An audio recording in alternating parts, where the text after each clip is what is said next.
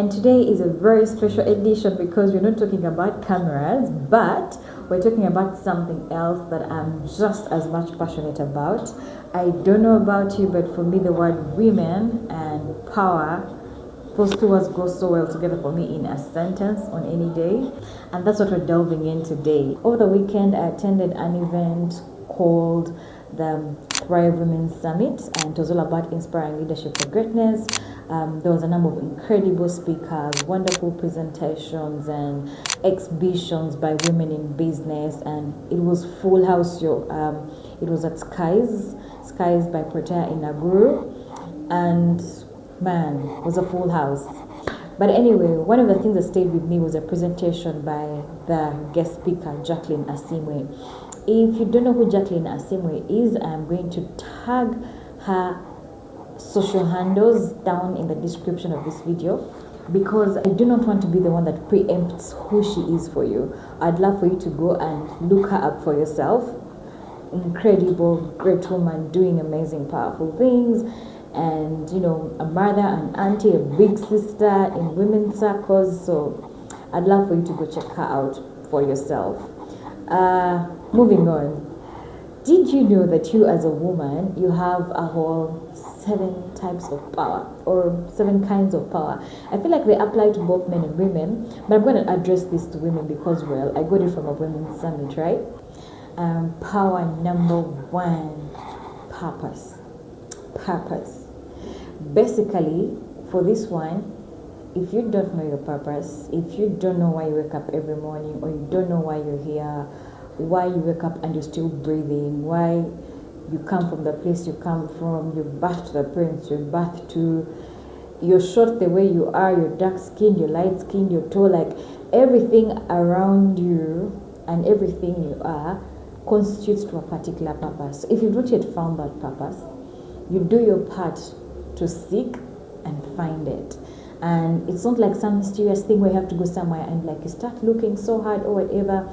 Sometimes it's just as basic as applying the best of yourself to the current available opportunity that you have, with faith that you're giving it your best, and as you give it your best, the path keeps unfolding, and as a path unfolds, it eventually leads you to the place where you're meant to be. So number 1 is purpose. Number 2 is people. And basically, in Jackie's words, she said, your people will come to you in different forms and shapes. They might come as your family, they might come as your employers, employees, they'll come as your friends, they'll come as schoolmates, people you meet at campus. Your people will come to you at different stages of life and in different forms. And when they come to you, you need to know who is part of your inner cabinet. These are the people that inspire you, the people that you open up to, but you also need to know who are those people that you preside over. You get it? Who are the people that you account to? Who are the people that are in your inner cabinet that you confide in, but also who are the people that you preside over? The third power is place. Place can take on the form of geographical location, ideological positioning, or your background and your dwelling. Basically, with place, you have to know what your place of influence is, what your place of impact is. Is it local? Is it national? Is it global? You need to define that for yourself. You need to define the place in which you stand and you stand for, and be very clear of that, and wake up every day in that identity and working towards fulfilling your purpose in that place that you've defined for yourself. Other important thing to note about place is the fact that place can be both your physical dwelling and also your body. So taking care of your body, because it is the temple, it is the physical place in which you live. You know how people say you're a spiritual being having a physical experience? So your body also becomes a place in which you dwell, and the quality of the place in which you dwell will determine the quality of life and impact you get to have on the geographical place you actually define for yourself. The fourth power is privilege. Every one of us has some sort of privilege. For some, it is the place that you're born into, skills that you have, the languages that you speak. There has to be some sort of advantage that you have over other people. You need to know that privilege. You need to figure out those advantages and harness them fully and unapologetically. You must exploit those advantages fully for your people, for your place, and for your purpose. Because if you try to be, I like to call it false humility. If you like to have false humility and act like you do not have those privileges, what is going to happen is that you're going to deprive the people that are meant to benefit from your privileges, you're going to deprive your place of influence, and definitely you're going to frustrate your purpose. So figure out what your privileges are and use them to serve your people, your place, and your purpose. The fifth power was pleasure. So everyone has something that gives them pleasure. Figure out what gives you pleasure. What is it you're passionate about? Is it a hobby? Is it something that you do for a living? There has to be something that gives you pleasure, and you must take time to figure it out, because if you don't, what will happen is other people will dictate what pleasure looks like to you, and that is how maybe sometimes you'll end up in places of habits that you will not have picked up. But most importantly, you cannot be in a space whereby you're so focused on purpose that you don't have time to play, you don't have time for fun, you don't have time for pleasure. To have a complete, it reminded me of the wheel of life. If some of you have been in life coaching spaces, you've heard of the wheel of life. And basically part of a wheel of life is something to do with entertainment, social life. So what is that thing that gives you pleasure? Like the last thing you'd think is a form of power you have is pleasure, but it actually is a form of power. And like all power, if not understood and taken care of responsibly, it can actually become very destructive. So what are the things that give you pleasure?